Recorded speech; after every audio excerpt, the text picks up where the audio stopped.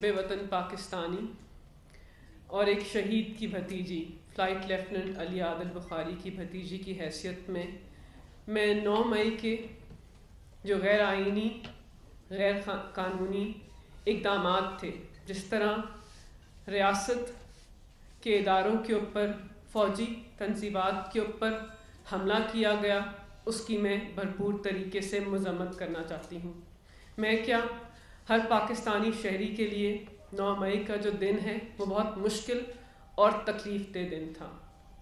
میں ایک ماں ہوں، میرا ایک 13 سال کا بیٹا ہے، اور میں جانتی ہوں کہ پاکستان کی عوام کے دلوں میں شہیدوں کا کیا رتبہ ہے۔ جس طرح شہیدوں کی تنصیبات کو نقصان پہنچایا گیا، اس کی بے حرمتی ہوئی، اس کی بھرپور طریقے سے میں مذمت کرتی ہوں۔ اس کے ساتھ ساتھ میں یہ اعلان کرتی ہوں کہ پاکستان تحریک انصاف کی جتنی بھی پوزیشنز ہیں، پارٹی پوزیشنز ہیں، اس سے میں استعفیٰ دیتی ہوں۔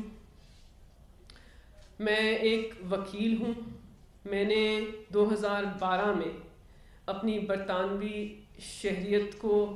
اس وطن کی مٹی سے محبت کے لیے چھوڑا تھا۔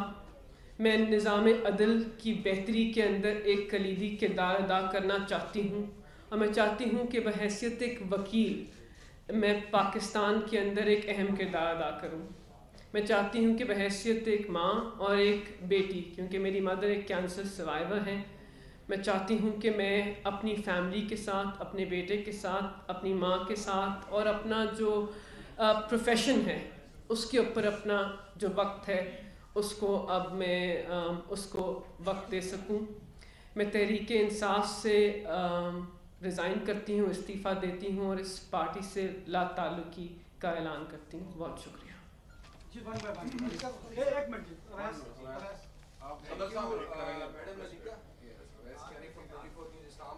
اب یہ بتائیں، آپ سے بھی ہم یہ سوال کریں گے کہ عمران خان جب یہ 9 مئی کے جو واقعات ہوتے ہیں تو آپ جیسے جو رہنما جو وہاں پر بہت کام کر رہے تھے اور ہم دیکھ بھی رہے تھے، تو کیا آپ لوگوں نے اپنی لیڈرشپ عمران خان کو نہیں بتایا کہ یہ کام نہ کریں؟ اور آج جو فیس کرنا پڑ رہا ہے عمران خان کو، سمجھتے ہیں کہ ان میں ان کا بہت بڑا کردار ہے؟ اگر وہ یہ باتیں مانتے آپ لوگوں کی تو شاید ان کو آج یہ دن نہ دیکھنا پڑتا۔ کہ مجھے نہیں پتا کہ 9 مئی کے حملے کے اندر کون لوگ شامل تھے، تو انویسٹیگیشن کا عمل جب آگے بڑھے گا تو اس سے چیزیں منظر عام پر آئیں گی، لیکن میں جانتی ہوں کہ جس نے اس طرح پاکستان کی ریاست کے ادارے اور فوجی تنصیبات جو ہیں اس کو نقصان پہنچایا، اس کو پاکستان کے آئین اور قانون کے مطابق کیفر کردار تک پہنچانا چاہیے، اور آئینی اور قانونی تقاضے جو ہیں ان کو ہمیں مکمل طور پر فالو کرنا چاہیے، تاکہ کسی کے ساتھ ناانصافی کا جو عمل ہے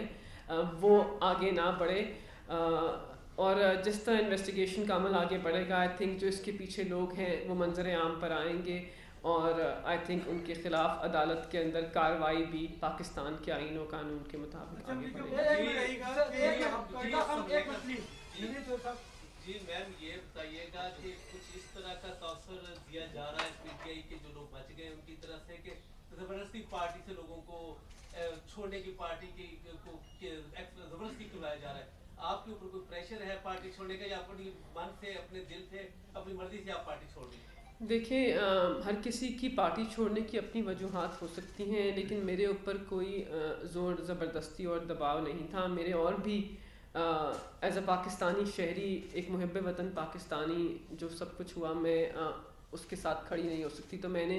اپنی سوچ کے مطابق، اپنی دانش کے مطابق اپنی فیملی کو ٹائم دینے کا فیصلہ کیا ہے، اور وکالت کا جو پروفیشن ہے اس کے اندر اہم کردار ادا کرنے کا فیصلہ کیا ہے۔ I think last question. آپ 16 دن جیل کے اندر رہی، آپ کو آئین و قانون کے مطابق جیل کے اندر رکھا گیا، اور کس طرح کا سلوک کیا گیا آپ کے ساتھ؟ دیکھیں، آئی تھنک اگر آپ کبھی پہلے جیل نہ گئے ہوں تو جیل کی مشکلات کا سامنا کرنا بہت مشکل ہے، لیکن دلیری اور بہادری سے تمام مشکلات کا سامنا کیا، اور اب فیصلہ اسی وقت کیا جب جیل کے اندر 16 دن گزارے اور چیزوں کو سمجھا اور دیکھا، اور ایز سچ جیل میں کوئی شکایت نہیں کہ کسی نے میرے ساتھ بدسلوکی کی ہو، لیکن سی کلاس جیل کی سہولیات میسر تھیں، مشکلات تھیں۔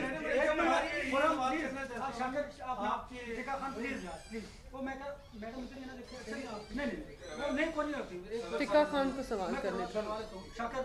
میڈم آپ کی باڈی لینگویج بڑی ڈل لگ رہی ہے، ہم جس ملیکہ بخاری کو جانتے تھے بڑی انرجیٹک ہوتی تھی، لیکن بڑی ڈل باڈی لینگویج لگ رہی ہے۔ جیسے انہوں نے سوال کیا کوئی کسی قسم کا پریشر اگر آپ بتانا نہیں چاہ رہی الگ بات ہے، نہیں ایسا کہ آپ پہ نہیں کوئی دباؤ نہیں ہے۔ دیکھیں آپ، مجھے نہیں پتا کہ کتنے لوگ یہاں اس جو محفل میں بیٹھے ہیں، میرے بھائی اور بہنیں جو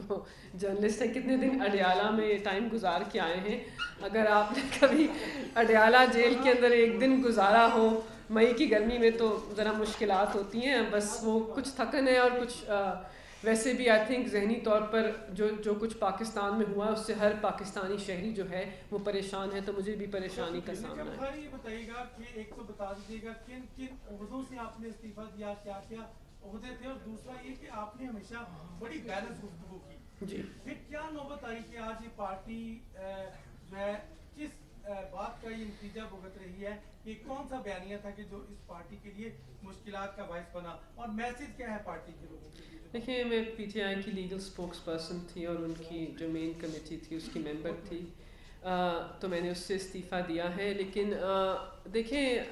جو 9 مئی کو ہوا اس میں کون لوگ شامل تھے اس کی نشاندہی ہوگی، لیکن ایک سرخ لکیر جو ہے اس کو تو کراس کیا گیا۔ اگر سرخ لکیر کو کراس کیا جاتا ہے تو پاکستان کے آئین و قانون کے مطابق اس سرخ لکیر کو کراس کرنے والے جو بھی لوگ ہیں ان کے خلاف کارروائی کے عمل کو آگے بڑھنا چاہیے۔ دیکھیں پاکستان کو اس وقت امن کی ضرورت ہے۔ پاکستان کے نوجوان، پاکستان کے بچے، خواتین، میری مائیں، بہنیں، بیٹیاں سب اس وقت مشکلات کا شکار ہیں، تو اس وقت پاکستان میں یکجہتی کی، امن کی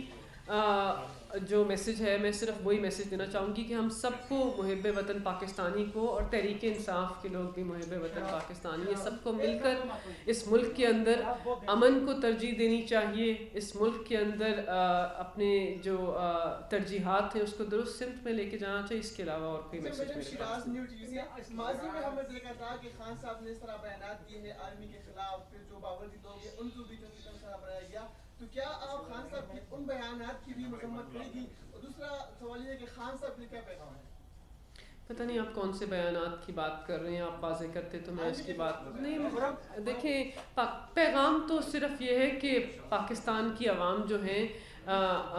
وہ اس ملک کے اندر امن چاہتے ہیں، پاکستان کی عوام معیشت کو بڑھتا ہوا دیکھنا چاہتے ہیں، پاکستان کی عوام آئین و قانون کی بالادستی چاہتے ہیں، وہ چاہتے ہیں کہ ان کے پاس، نوجوانوں کے پاس روزگار میسر ہو، تو سب کو مل کر پاکستان جو ہے اس کو یکجہتی سے آگے بڑھانا ہوگا۔ آئی تھنک یہ میرا میسج ہے، آئی تھنک دیٹس اٹ۔